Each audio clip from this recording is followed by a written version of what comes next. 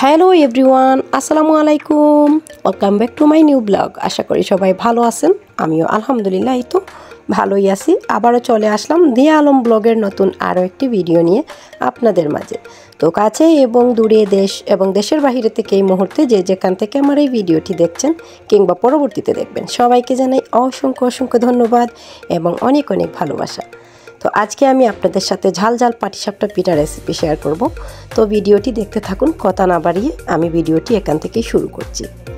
তো আজকে আমি ভিডিওটি আপনাদের সাথে শেয়ার করছি ঝাল পাটিসাপটা পিঠা রেসিপি।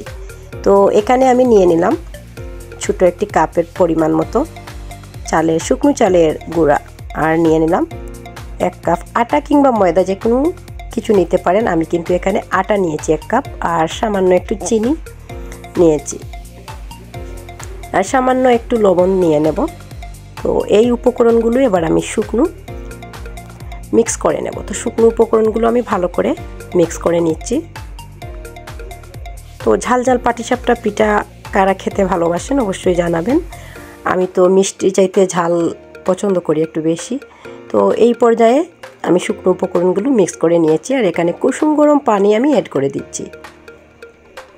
তো কুসুম গরম পানি দিয়ে ব্যাটারটা আমি ভালো করে মিক্স করব। আস্তে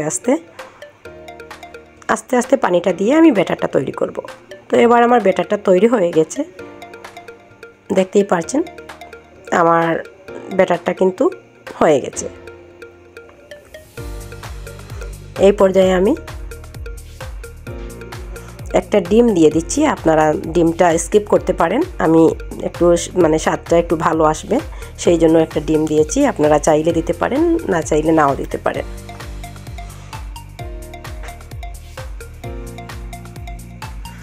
এবার আমি ডিমটা দিয়ে ভালো করে মিক্স করে নিচ্ছি।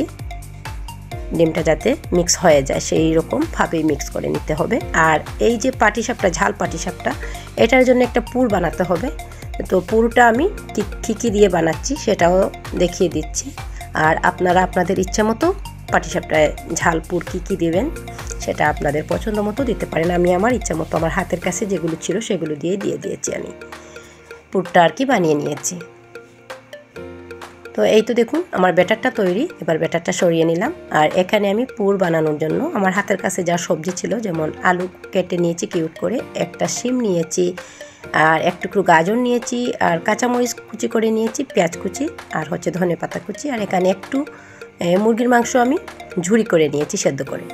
আপনারা ইচ্ছা করলে দিতে পারেন মুরগির মাংস, না চাইলে নাও দিতে পারেন। আর এখন যেহেতু শীতকালে প্রচুর সবজি পাওয়া যায়, সব ধরনের সবজি যেটাই আপনার হাতের কাছে থাকবে আপনাদের ইচ্ছা মতো সবজি আপনারা দিতে পারেন। এখানে কিন্তু আমি সামান্য একটু তেল দিয়ে সব উপকরণগুলো একসাথে দিয়ে দিয়েছি, সব সবজিগুলো পেঁয়াজও উপরে দিয়ে দিয়েছি। একসাথে সব কিছু আমি ফ্রাই প্যানে দিয়ে দিলাম। তো ঝাল পুরটা আমি বানাবো, আপনারা আপনাদের পছন্দ মতো ইচ্ছে মতো বানাতে পারেন। আর এখানে আমি যে সামান্য একটু চিকেন দিয়েছিলাম ঝুরি করে, চিকেনটাও দিয়ে দিয়েছি। তো সব কিছু একসাথে দিয়ে এখানে আমি কাঁচামরিচ দিয়েছি। আর এই কাঁচামরিচটা কিন্তু ঝাল নয়, এই জন্য একটু বেশি দিয়েছি, ঝাল নয় দেখে। এটা কিন্তু ঝাল নয়, কিন্তু আমি একটু শুকনো মরিচের গুঁড়াও দেব।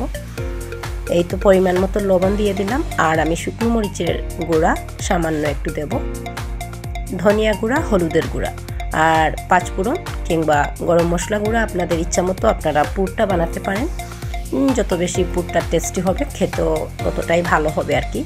তো আপনারা আপনাদের পছন্দ অনুযায়ী বানাতে পারেন। আমি আমার পছন্দ অনুযায়ী বানিয়ে নিলাম আজকের আমার পাটিসাপটার এই যে ঝাল পুর যেটা, সেটা।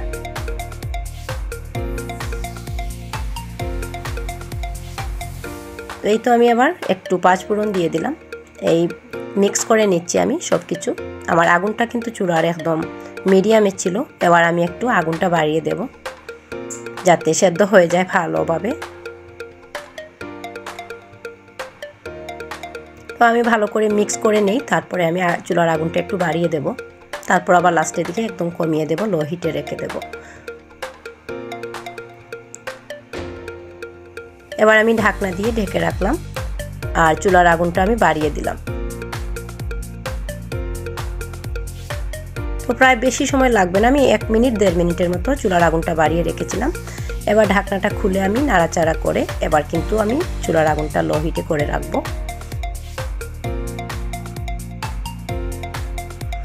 তো একদম লো হিটে করে রেখেছি আমি। আর এখানে আমি নিয়েছি 1 চামচ ময়দা, মিক্স করে নিচ্ছি পানি দিয়ে। আপনারা চাইলে কর্নফ্লাওয়ার দিতে পারেন কিংবা ময়দা দিতে পারেন। তো এটা দেওয়ার কারণে খুবই ভালো একটা আটা আটা ভাব আসবে। তো সেই জন্য আমি এটা দিয়ে দিলাম 1 কাপ পানি দিয়ে গুলে 1 চামচ ময়দা। এবার কিন্তু আমি চুলার আগুনটা একদম অফ করে দিয়েছি, দেখতেই পাচ্ছেন। তো অফ করে দিয়েছি কারণ এটা ইন্ডাকশন, এটাতে অনেক সময় গরম থাকবে। বাকি যে সেদ্ধ হওয়ার বাকি ছিল সবজিগুলো হয়ে যাবে এটার মধ্যে থাকলেই। তো এদিকে আমি কি করলাম, ব্যাটারটা যে করে রেখেছিলাম সেই ব্যাটারটা আমি আলাদা করে নিচ্ছি 2টা পাত্রে। তো দেখতেই পাচ্ছেন 2টা বাটিতে আমি একটু আলাদা করে নিচ্ছি কালার করার জন্য। আমি একটু রঙিনভাবে পাটিসাপটাটা বানাবো, তো সেই জন্য আপনারা আপনাদের ইচ্ছা মতো পাটিসাপটা বানিয়ে নিতে পারেন। তো যেহেতু এখানে আমি 2টা বাটিতে একটু নিয়েছি, এখানে একটু অরেঞ্জ ফুড কালার দিয়ে দিচ্ছি। দিয়ে এই বাটির অরেঞ্জ ফুড কালার এটা দিয়ে মিক্স করে নেব। আর আমি গ্রিন ফুড কালার দিয়ে ওই বাটিটার মিক্স করে নিয়ে নেব। তো আমি 2টা কালার ইউজ করেছি, আপনারা আপনাদের পছন্দ মতো কালার ইউজ করতে পারেন, না চাইলে নাও করতে পারেন। এবার আমি গ্রিন কালারটাও মিক্স করে নিচ্ছি। তো দেখেই বুঝতে পারছেন, আসলে দেখেই না খুবই ভালো লাগছে। যে কোনো জিনিস যদি দেখতে ভালো লাগে খেতেও খুবই ইচ্ছে করে যেটা খাবো আমি, হয়তো খুবই মনে হয় টেস্টি হবে। যদি মজাও না হয় তাও মনে হয় যে ওটা মনে হয় খুবই স্বাদ হবে।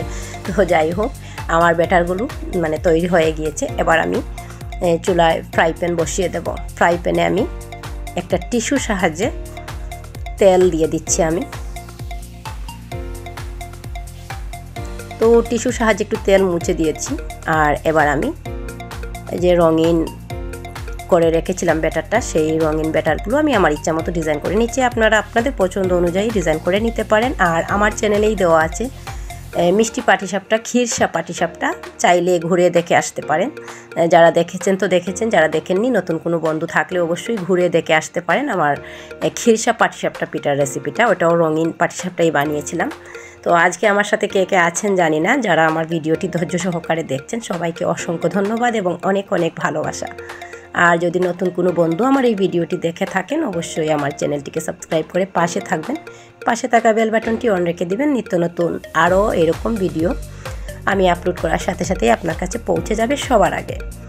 তো এই তো আমি পাটিসাপটার জন্য ব্যাটারটাও দিয়ে দিয়েছি। এবার আমি একদম কিন্তু লো হিটে রেখেছি চুলার আগুনটা। আর এখানে কিন্তু আমি পুরগুলো দিয়ে দিচ্ছি। ঝাল পুর যেটা বানিয়ে রেখেছিলাম সেটা আমি এবার দিয়ে দিলাম।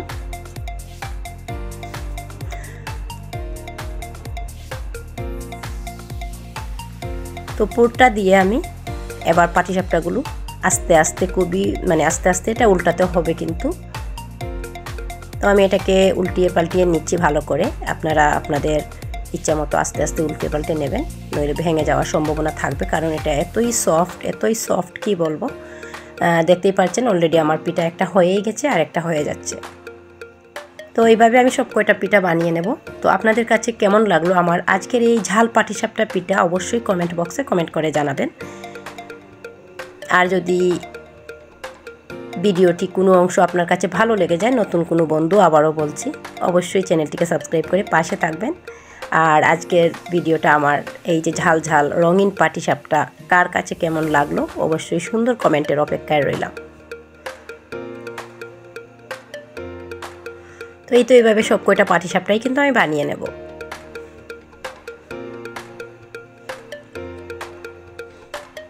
আসল কথা হচ্ছে না, আমি ভিডিও আপলোড করার পরেই অপেক্ষায় থাকি সুন্দর সুন্দর কমেন্টের। আমার কমেন্টগুলো পড়তে খুব ভালো লাগে। তো এই জন্যই বললাম সবাই সুন্দর একটি কমেন্ট করবেন, সবার সুন্দর কমেন্টের অপেক্ষায় রইলাম।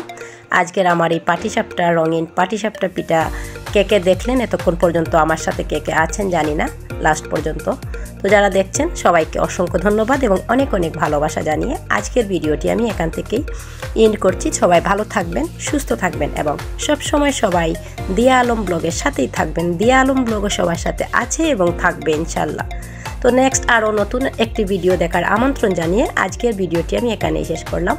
আল্লাহ হাফিজ এভরিওয়ান, আসসালামু আলাইকুম।